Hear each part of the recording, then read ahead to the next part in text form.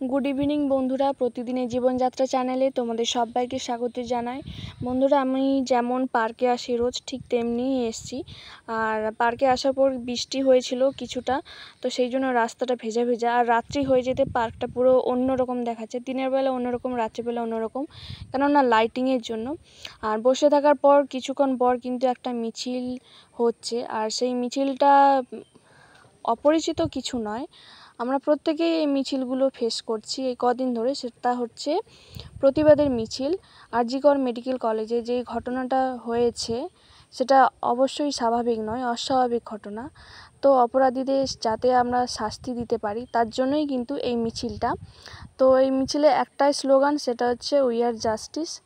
তো যেই ডক্টরটার সাথে এটা হয়েছে, অবশ্যই সে যেন সুবিচার পায়। হয়তো সেই পৃথিবীতে আর নেই, কিন্তু সে যেন সুবিচার পায়। এবং শাস্তিটা এই কারণেই দেওয়া উচিত, যাতে কেউ এরকম খারাপ কাজ করার আগে যেন 10 বার ভাবে, যেন দৃষ্টান্তমূলক শাস্তি দেওয়া হয়। আসলে এটা একটা মেয়ের সাথে হচ্ছে বলে কিন্তু বিচার পেতে অনেক সময় লাগছে, কিন্তু একটা মেয়ে যদি একটা ছেলের সাথে এটা করতো, সেই মেয়েটাকে কিন্তু বিচার অপরাধীকে ধরতে কিন্তু বেশি সময় লাগতো না, কেননা তার হাতে কোনো পাওয়ার থাকে না, কিছুই না। কিন্তু এই পুরুষতান্ত্রিক সমাজে পাওয়ার থাকার কারণে পাওয়ারের অপব্যবহার সবাই করছে। তো সেই জন্য একটা অপরাধীকে ধরতে গেলে বছরের পর বছর কেটে যায়, তাও কিন্তু অপরাধীর শাস্তি হয় না। এবং সে যেই অপরাধ করেছে সেই অপরাধমূলক কিন্তু শাস্তি হয় না, হয়তো পরিমাণটা কম, কিন্তু সে পরিমাণ হয় না। তো এটাই বলবো, যারা অপরাধী তারা যেন শাস্তি পায়।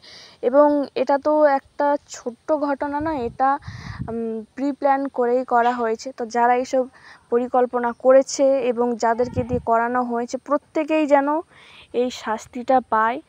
পাওয়ার অবশ্যই আছে, কিন্তু পাওয়ারের অপব্যবহার করা উচিত নয়। কিন্তু আমরাও যদি এক হই, আমরা যারা জনগণ আছে, আমরা প্রত্যেকেই যদি এক হই, তাহলে যত বড়ই যার পাওয়ার থাকুক না কেন, তাকে কিন্তু আমরা পরাজয় করতে পারবো। তো মিছিলটা অনেকটাই এগিয়ে গেছে, আর দেখতেই পাচ্ছ ওই দিক থেকে প্রায় চলে গেছে।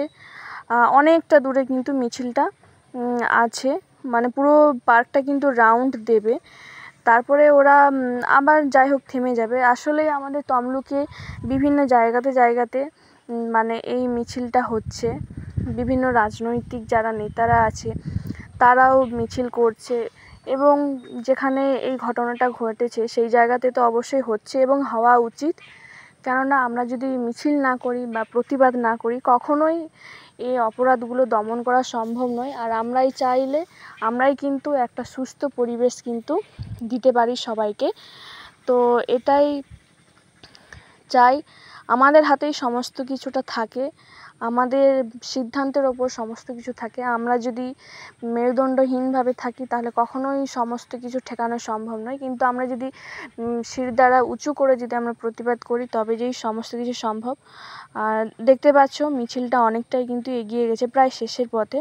এই যে সামনে যে ঘাটটা আছে, ঘাটের ওখানেই ওরা কিন্তু থামবে। আর বন্ধুরা, এখানেই আমি আমার ব্লগটা শেষ করছি।